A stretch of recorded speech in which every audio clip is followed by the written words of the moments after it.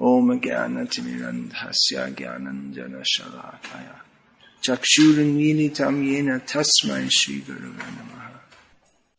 So I came here to speak something. I'll speak as long as my voice allows. It's rather weak. Having come here to speak something, I should speak something pleasing and happy, isn't it?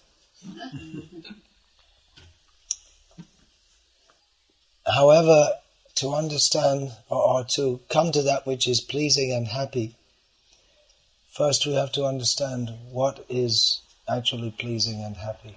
Because Norway is a great example of the teachings of Bhagavad Gita. That material happiness is not happiness at all. Yehi sangsparshaja bhoga dukha yoniya evate adyantavanta kontayana teshu ramate buddhaha.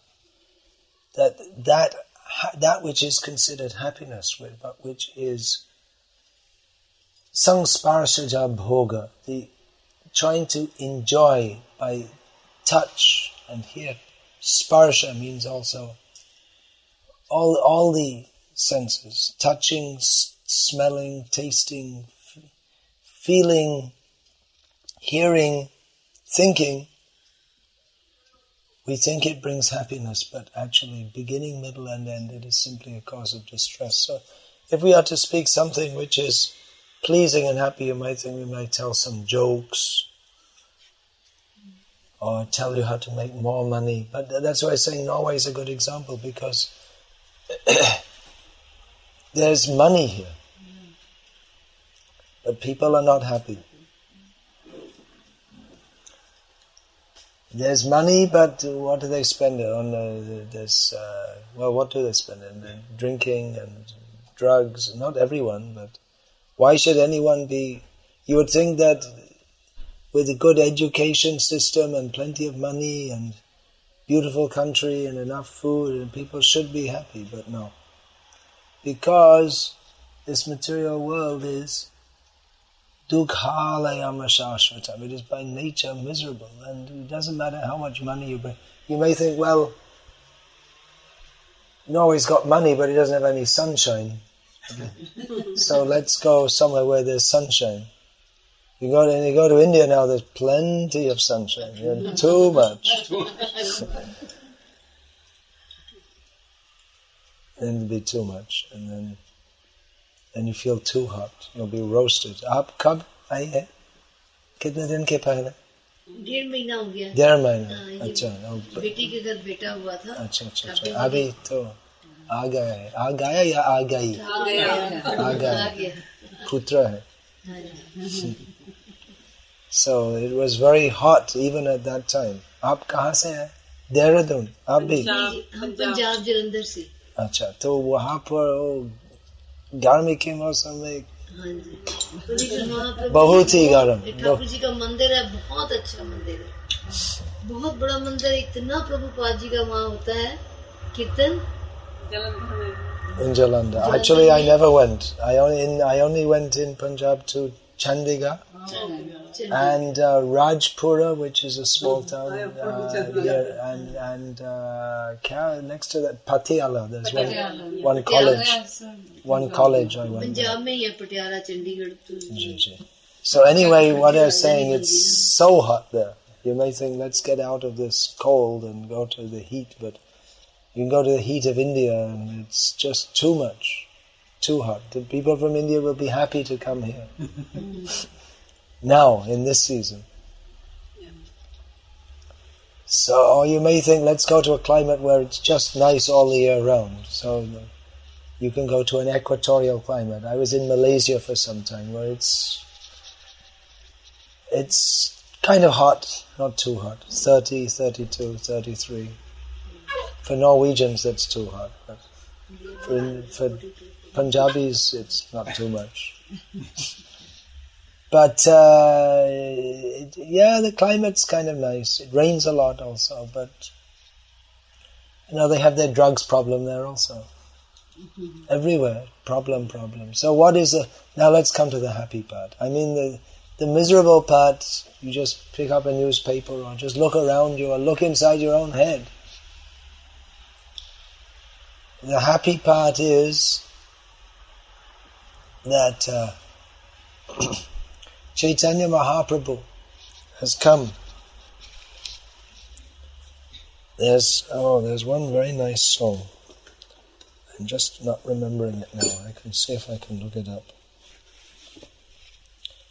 Oh, but I can't remember the first line, so never mind. I can't look it up. But there's a very nice song Srila Bhaktivinoda Thakur has written that he is taking the position of a fallen soul in this material world, and his guru comes to him and says that you're fallen, you're suffering, but there's some shuno bhalo katha. Just listen to something good, some good news. That Chaitanya Mahaprabhu has appeared, the Supreme Personality of Godhead has appeared in Navadvip specifically to uplift many fallen souls like yourself.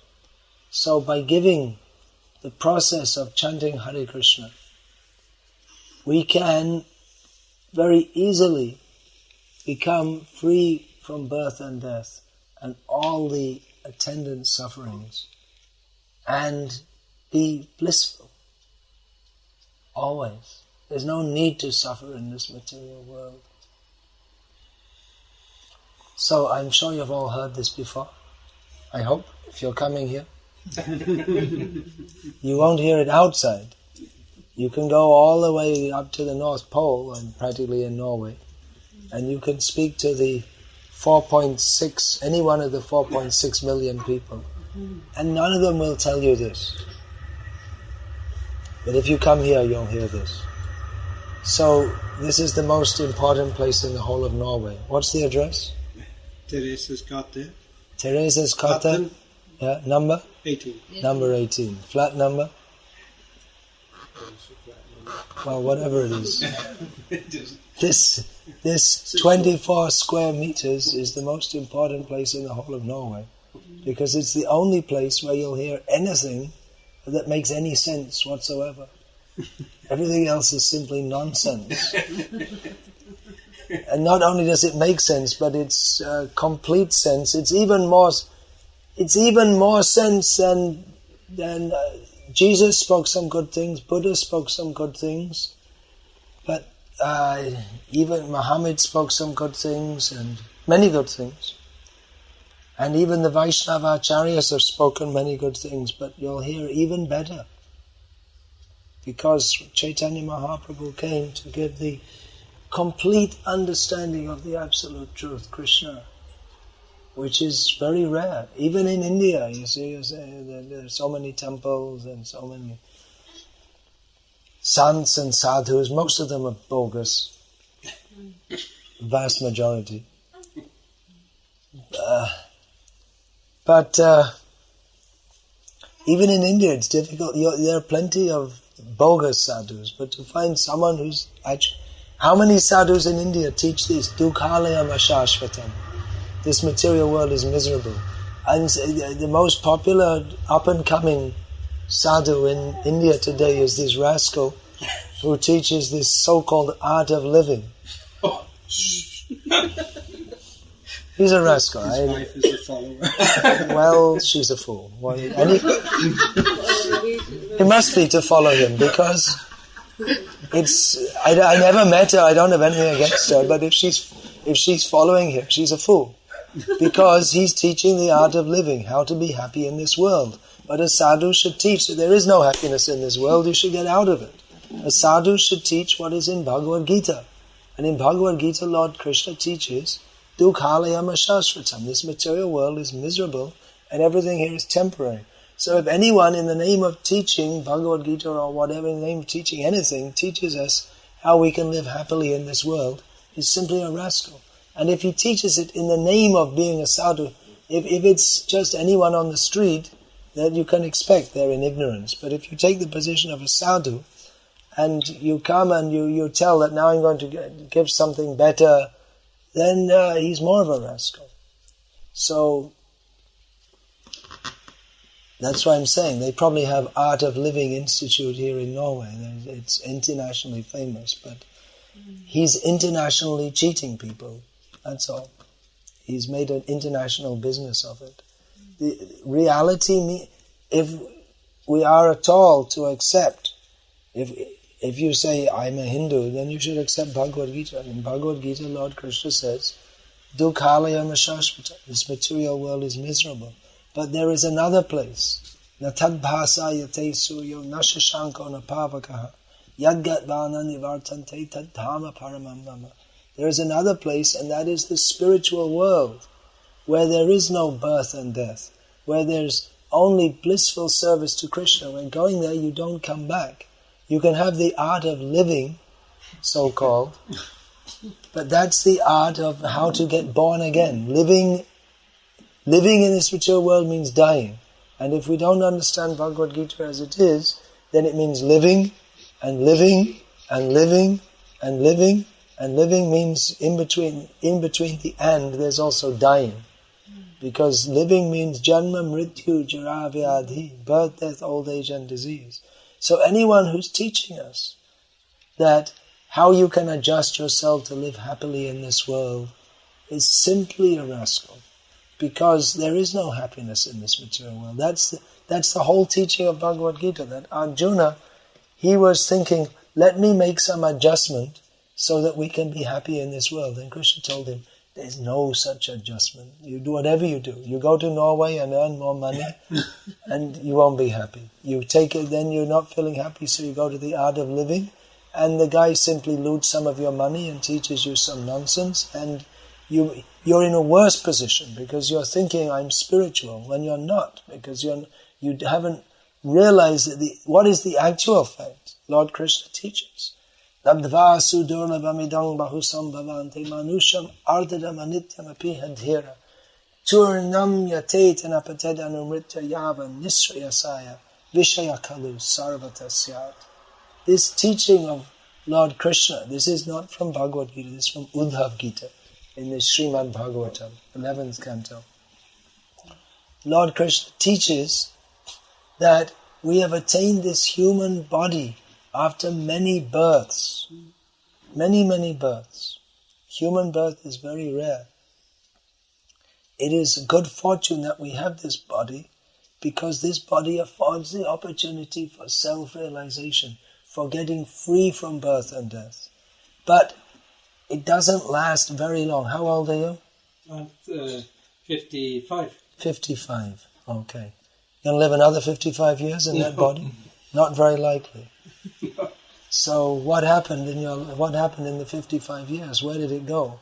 I'm 50, not much difference. No. When you're 5, 10 seems like very old. But when you're 50, 55 just seems around the corner.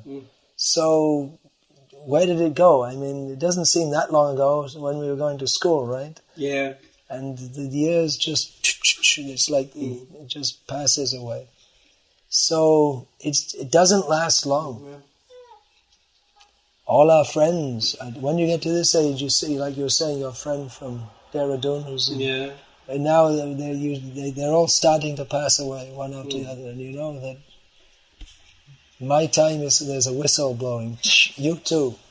When I was coming in at the airport, the custom guy stopped me, asked some question, and so you can sometimes there'll be, not very long, there'll be a tap on the shoulder. Yeah, what? Time for you to come. Oh, wait a minute, I've got this to do. No time. When the time comes, you can't say that, well, I just have to get my daughter married, or I was just going to go to a party, and the time comes, no time to wait. So, Lord Krishna says, before that time comes, we should act in a way that we don't have to get born again. We should live our life in this way so that we are prepared for the moment of death that we don't have to get born again. And if we think, there's so many things to enjoy, why should I bother? Let me enjoy myself. But that enjoyment, we already did it in millions of lifetimes. And we'll have plenty. You want to enjoy this world? Why bother being a human? Like to have sex? Better be a monkey. They have more facility and they don't have to bother, getting a house and paying income tax and all this kind of thing.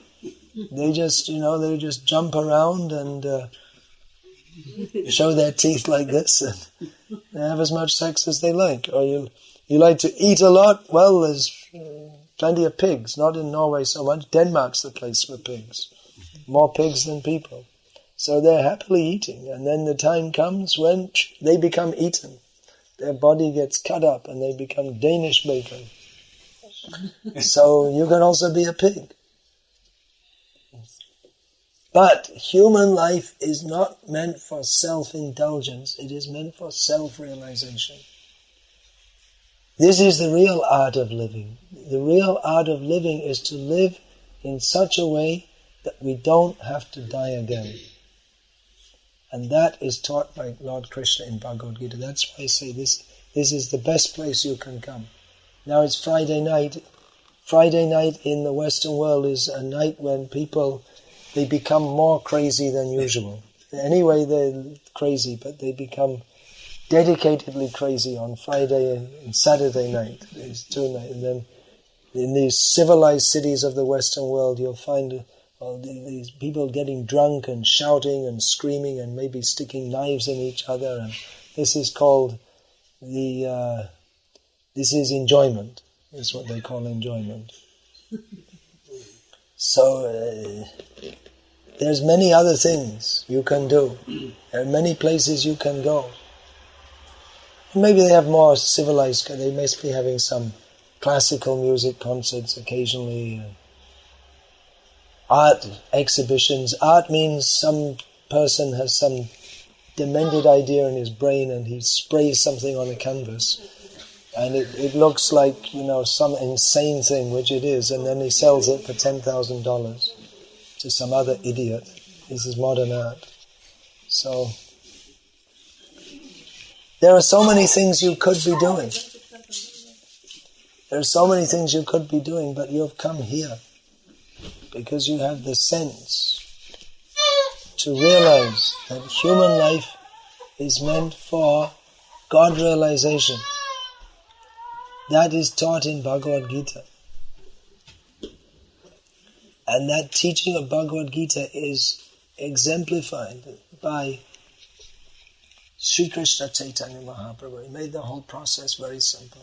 In Bhagavad Gita, although it's considered the introductory knowledge of spiritual life, after reading Bhagavad Gita, we have to read Srimad Bhagavatam, all of that. You all have this in your homes? Sets of Bhagavatam? You have? Yeah, I do. Okay. You all have in your home? You all have Bhagavatam? You're all reading? No, you should read. It's even if you keep it in your home, that is auspicious. But if you read it, that's many, many times more auspicious. When you start to read it, you'll realize that when I was not reading it, I was simply wasting my life. Because the knowledge in this is so valuable. But even the Bhagavad Gita, which is the beginning knowledge, it's actually Bhagavad Gita is not an easy book. We say it's the beginning book, but it's not very easy. I mean, even Lord Krishna himself, when he says, Karmano hapi bodhavyam, bodhavyam chavi karmanaha, akarmanascha bodhavyam gahana karmano gatihi. He says, just talking about karma, how karma works. People ask us, what happens if someone does this? It's very difficult to say exactly. A general idea you can say. Just like I was saying, if someone likes a lot of sex, they can become a monkey or a pigeon. Quite possible.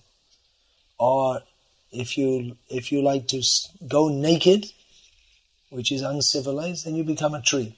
So that's written in Shastra. But karma is very complex.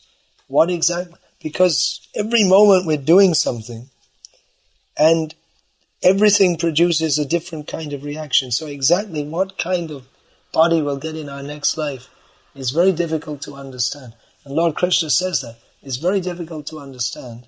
And all the intricacies, what is pious activity, what is impious activity, is very complex. There's a famous story in Mahabharata that Lord Krishna told Yudhishthira Maharaj that you tell a lie, because Drona, before the battle, Yudhishthira Maharaj went and he offered, and everything produces a different kind of reaction. So exactly what kind of body we'll get in our next life is very difficult to understand. And Lord Krishna says that. It's very difficult to understand. And all the intricacies, what is pious activity, what is impious activity, is very complex. There's a famous story in Mahabharata that Lord Krishna told Yudhishthira Maharaj that you tell a lie, because Drona, before the battle, Yudhishthira Maharaj went and he offered his respects to Drona, his guru, who he was preparing to fight with, and asked him, how can we kill you? Because it's a battle and we're all trying to kill each other. So he asks, how can he kill you? And Drona says, I cannot be killed. Only if my son Ashvatthama is killed. Only then, out of disappointment, I'll lose spirit to fight. So then he went to Ashvatthama and offered him respects also, because he's superficially a Brahmin, and asked, how can you be killed? He said, I can't be killed. You won't kill me. And actually they didn't, in all the battle, so many people were killed, but Ashvatthama stayed, and he's still alive. He's a Chirajivi. He's still there. So Drona was causing so much havoc. Later on in the fight, Drona was causing so much havoc in the Pandava forces that Krishna thought, we've got to kill him. So how to do that? Then we have to tell him, we can't kill Ashvatthama. So we'll have to tell a lie that he's killed. But if Krishna says it, no one will believe me. Because he's from Mathura, and everyone knows Mathura people up to today. You can't trust them. So, Krishna is known as a politician, but Yudhishthira Maharaj, he has a reputation of being, he never tells any lies, completely honest and moral person. So Krishna told Yudhishthira Maharaj, you have to tell that Ashvatthama is killed. And Yudhishthira said, I can't do that. I never told a lie in my life. And that's why Krishna said, that's why I'm telling you have to say it. Because he won't trust anyone else. So eventually some compromise was worked out. They killed in their own forces an elephant called Ashvatthama. And then in the hearing range of Dronacharya, Yudhishthira called out, Ashvatthama hata, Ashvatthama is killed. And then he blew the conch, and while the conch was blowing, he said, Narova Kunjarova, maybe a man or might be an elephant, which Drona didn't hear. And in this way, Drona became disappointed and he was killed. So Yudhishthira Maharaj's chariot, due to his piety, that used to go above the ground. But after this, it came down. Why? Because he told a lie, right? No, that's what everyone thinks. They got it wrong. Because he hesitated to follow Krishna's order. To lie on Krishna's order, that is pious. Not to lie when Krishna orders you, that is impious. Because piety ultimately means to do what Krishna wants. So it's very difficult to understand all these things. Arjuna didn't understand. Krishna explained to him in Bhagavad Gita that what is real piety? To satisfy Krishna. So, actually all of Arjuna, what he said in the beginning, it sounded very good. It's not good to fight against your elders and gurus. How can you fight against your gurus? And then if we fight, then so many people will be killed just for the sake, so we can get the kingdom for our enjoyment. And then so many women will be unprotected, and there will be unwanted population. All his arguments sounded good, but Krishna cut them to pieces.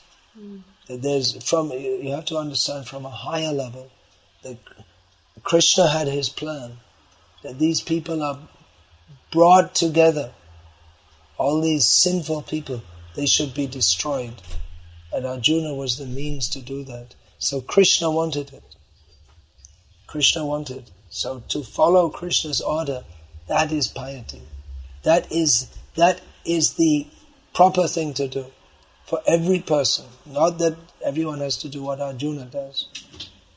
According to our particular situation in life, everyone has to act for the pleasure of Krishna. This is the message of Bhagavad Gita. And out of the very small percentage of Hindus who read or who study Bhagavad Gita, there's an even much smaller proportion who understand this, because they don't hear like Arjuna hears.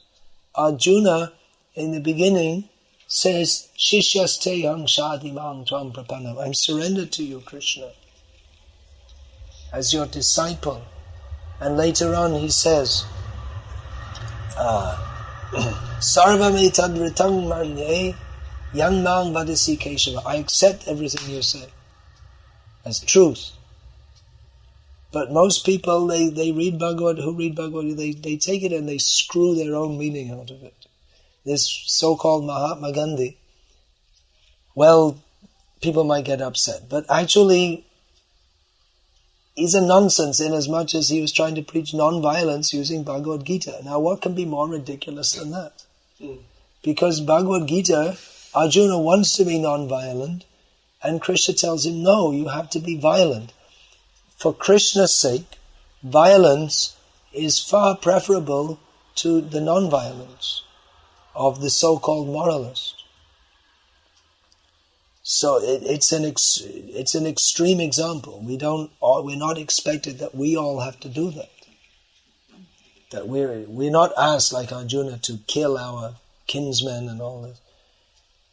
So it's just an example of how he's taken the Bhagavad Gita, and actually in Bhagavad Gita also Lord Krishna mentions ahimsa as a good quality. But in Arjuna's case, he was enjoined to fight. It is good. Ahimsa is a good quality. But if required, violence is needed. So to say that to preach non-violence and try to use the Bhagavad Gita to justify that, it's a distortion of Bhagavad Gita. And actually Mahatma Gandhi, or anyway, he's not really a Mahatma, because the description of Mahatma is given in Bhagavad Gita itself. Mahatma nastu mang partha daiving prakritim ashritaha bhajantyananya manaso gyatva bhutadina vayam. In Bhagavad Gita, Lord Krishna says, a Mahatma is one who has taken shelter of Krishna's internal energy. He worships Krishna with ananya manasa, with no other thought, because he knows that Krishna is the source of all living beings and he is the supreme. So anyway, conventionally, there are so many Mahatmas in India, so many Mahatmas wandering around the streets begging chapatis and bidis, so-called Mahatmas, bidi Mahatmas.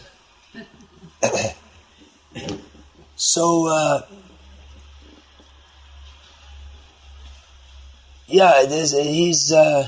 he in his autobiography, which is also a foolish title, Experiments with Truth. But the truth is not something to be experimented with. And there's so many wrong things. Anyway, he said that I do not believe that any person as Krishna ever existed. And what? I do not believe that any such person as Krishna ever existed. So I believe, and that becomes more valuable than what Vyasadeva and Shankaracharya, Ramanuja, Madhvacharya, all the Acharya. I believe. And that cancels out every Muni, Rishi and every person of any spiritual stature. And then why is he speaking on Bhagavad Gita? If he doesn't believe that Krishna exists, because Krishna is the speaker of Bhagavad Gita. So there's so much cheating in the name of Bhagavad Gita and Hinduism and all these things. Therefore, in this Krishna conscious movement, we are not presenting conventional Hinduism. This VHP, they say, Garv se kaho hum Hindu hai. Lekin sharam se bolna chahiye. Kya? What's going on in the name of Hinduism? It's simply cheating. Sharam. There's a saying they're trying to promote. Say it proudly. I am a Hindu, but I'm saying you should say it with shame, because what's going on in the name of Hinduism? It's just simply cheating. And even now, Hindus have become so modern and advanced that now the meat eating that started a long time ago, but now even beef eating, it's coming. Everything else is, you'd think that Hindus would never eat beef, but that's also coming, because once you start to eat meat, then where's the end to it? So this Krishna consciousness movement is meant for giving the actual teachings of Bhagavad Gita. In Bhagavad Gita, Lord Krishna never says you become a Hindu. But he teaches that we are eternal part and parcels of Krishna. Now you may be born as a Hindu. In the next life you can be born in a Muslim family or a Christian family, or a dog family or a cat family, or a worm family, or you can be born as a tree or anything else. But we have this human form of life, and we should utilize this to understand that I have got nothing to do with this material world. It is a miserable place. I should cultivate the knowledge of Bhagavad Gita, especially Chaitanya Mahaprabhu, who has brought the process of chanting Hare Krishna, which in Kali Yuga people they're inclined, not only are less intelligent, but they're very eagerly inclined to accept the wrong thing. People are very enthusiastic to act people are so stupid that they're very enthusiastic to do that which is exactly the worst thing they could do. Just like you see on the cigarette packet, it says, they used to say smoking is bad for health. Now they just put smoking kills. In some countries, they just put smoking. And still people, they're working hard to get money to buy something which is not, it's not good in any way whatsoever. But still, they do it. So people, they're like flies going towards the fire. They're attracted to that which is harmful to them. So our Krishna conscious movement, it's meant to warn the human society that its cause is a disaster. And of course there are so many people saying that. There are so many people saying that. They're pointing out ecologists, global warming, and the economists, the economy can collapse any time. And there are so many warnings of, in so many ways people can understand the world's a mess, but no one has any answers. Stop burning oil. Well, they won't say that in Norway. Use a different. Actually, this oil. What is the need of all this? What is the need of all the? You can live. You don't need to come from Dehradun to Oslo or whatever. There's land there. You can grow what do you need? Roti, kapra, makan, food, clothing and shelter. So that's available all over the world. You can live, it's not required to drive here and there. And you may say, well, what about me? I just came in from Helsinki tomorrow and going to London. For this, that is good. They can keep one airline in the world, Hare Krishna airline. And our devotees will go from place to place and tell people, live simply, chant Hare Krishna. You don't need to run around all over the place. Everywhere. The roti, kapra, makan, food, clothing, shelter, by the arrangement of God. There may be different kinds of food, different kinds of clothing. The houses here in Norway, I suppose traditional houses are built from wood. There's so much wood. And you see in India, in different places you go, that of course nowadays it's just concrete, reinforced concrete, high-rise buildings. But like Rissa, they have these big chunks of stone. And in Punjab, what kind of? I know you're from there, so it must be stone houses in Dehradun. Yeah. Stone houses. And bricks and brick that you can make from clay. In Bengal it used to be mud houses, nice houses. In much of India they have the house they make from clay and lime and straw, and they make very nice. It lasts for hundreds of years. So everywhere there's some kind of material you can make some house. Wood, most of the world, wood is available, or stone, so you can live, and food is there. You can grow here. Wheat is also grown in Norway. It must be oats also, and barley. In the northern climate, there are different grains grow.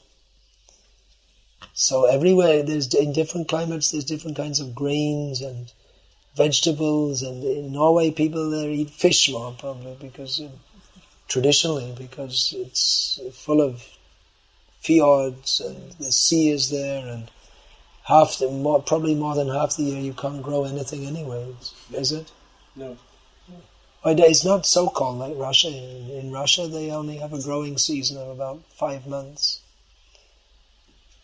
So it's more likely that people in this climate, they'll eat fish and meat and all this kind of thing, although it's not necessary even here. But anyway, the point I'm making is that by the grace of God, oil is not needed. You can live simply. But people, they've made this so-called advanced society, and the more so-called advanced they become, the more they become miserable. It's very apparent in India, where I first went there, 31 years ago. And India's become more advanced and more miserable. Now people, they have so much anxiety, which they didn't have previously. People previously, you must have seen in Dehradun that the person will come to their shop maybe 10 o'clock in the morning, then again at 1 o'clock they'll close, they'll come again at 5 o'clock in the afternoon, and then they'll stay up till 8, 9 o'clock, and then again they'll close. And it's like that all over India. And 1 o'clock, especially in the summer, 1 o'clock to 4 or 5 o'clock, you won't see anyone because it's too hot. And they're just relaxing at home. And like that, life is going on. And they get enough to live. And everyone is doing some Ramayan part or something like that. But now you go in Delhi, now it's so hot. You go at 2 o'clock in the afternoon, you'll find the streets are full of traffic jams. Why? Because people are advanced, crazy. Why should you go in there? It's 40 degrees plus temperature, and they're going outside. And this is crazy. Why? Because money. Have to get enough money. They've become crazy. You don't need so much money, and then you get excess money. And what are they doing? Then they develop all these sports, which is another useless thing. I mean, some sport is okay. That's there in every society. But, the way they have huge stadiums and the football players get millions of pounds for kicking a ball, and it's just crazy. And then they have drug problems and so many problems. They have too much money and they have no knowledge how they should live their life. So therefore, by getting money, they've simply become more miserable. So our recommendation is that every Norwegian should take the money out of his pocket and give it to us, and we'll give them Prabhupada's books, and we'll build temples, and they can all come and chant Hare Krishna and be happy. Is it a good idea? Yes. So that's why I say this is the only place of any real importance in the whole of Norway, because here you can get real knowledge. What is the purpose of life?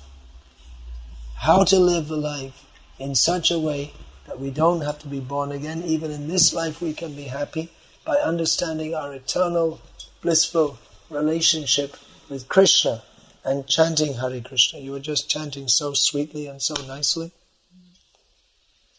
So this chanting should go on. Chanting, studying Bhagavad Gita, Srimad Bhagavatam, and in this way, focusing our attention on Krishna. Otherwise, what are we doing? How are we wasting our lives just living for Yan Maitunadi Grihamedi Sukham Hi Tucham, this In Bhagavatam is described this material happiness, which begins with sex happiness, he says quite frankly, is simply tucha, means insignificant. That all the so-called happiness of this world put together is insignificant. The only real happiness is taking shelter of Krishna. Those who take shelter of Krishna, they can experience this. So that's what I said. I should say something, some good news, some happy words. So happy words are chant Hare Krishna and be happy. There's no other way to be happy, actually. All the other so-called happiness, it's just faltu. What's faltu in English? Faltu, nonsense. Okay. Useless. Useless, yeah. Insignificant. Insignificant. Faltu. Any question, comment, protest, criticism? Want to bring your wife here? Will never come here. No, she's addicted to that which is not at all good for her. Recently one English professor here. Sorry? There was recently one English professor here in Norway. Something with love. I forgot the last part of his name. It started with love. Love. He was giving some speeches at the university. He's a professor of what? Love? But he was saying that we are heading to cataclysm. But his solution was that the solution is nuclear power. Yeah, we are heading, everyone's heading towards cataclysm, and death comes, and then you become, especially in the modern age, what you become. The normal person in the modern age, they commit so many sinful activities to cause their intense suffering. In Shastra it's stated that if you eat the flesh of a cow, you have to suffer in hell 1,000 lifetimes for every hair on the cow's body. So much suffering, they don't know. So you all have Srimad Bhagavatam in your home. Then you should read it. Don't just keep it. Read it. I have read once Yatharup. Bhagavad Gita. Yeah.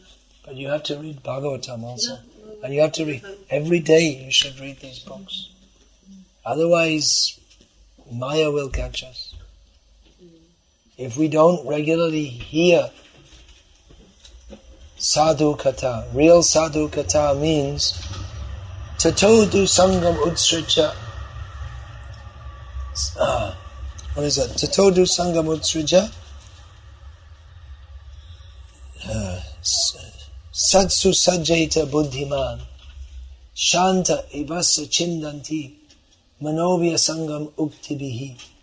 Sad, we should give up bad association, which means TV, newspapers, people who don't talk about Krishna, and associate with devotees, because devotees, they can cut the attachments in our heart, the attachments of thinking that this material world is something very good.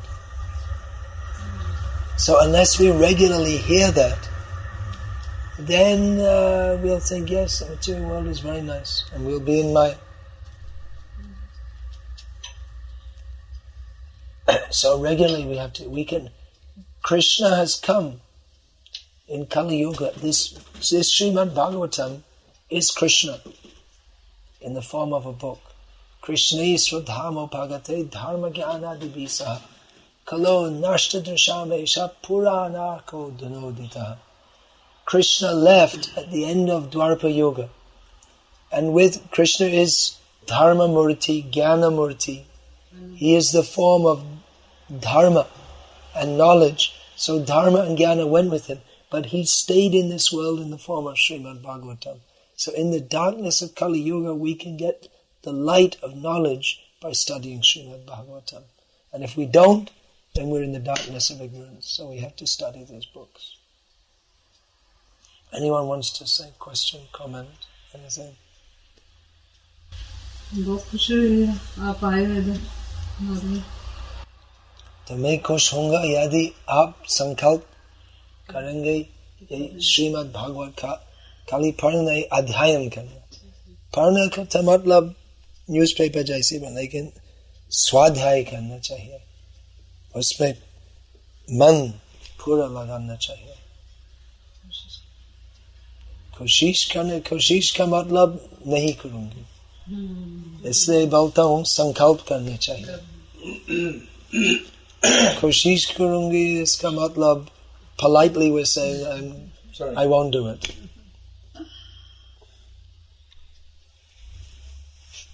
You should read these books. Don't waste your life. On Prabhupada's order, I'm also writing some books.